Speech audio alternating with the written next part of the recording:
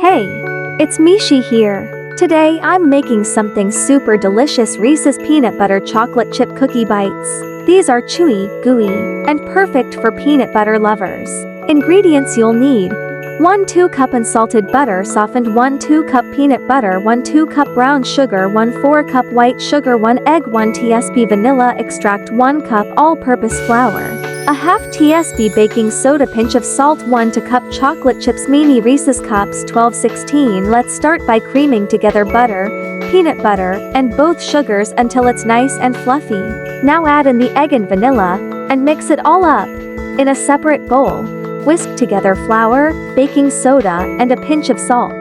Gradually add this to your wet mixture. Now gently fold in those chocolate chips. Trust me, the more, the better. Roll the dough into small balls and place them into a mini muffin pan. Gently press 1 mini Reese's cup into each dough ball. Bake at 350 F175C for about 10 to 12 minutes until golden around the edges. And there you have it. Warm, gooey, peanut butter chocolate chip cookie bites, totally irresistible. Give this recipe a try and let me know how it turns out. Don't forget to like, comment, and subscribe for more yummy treats. See you next time.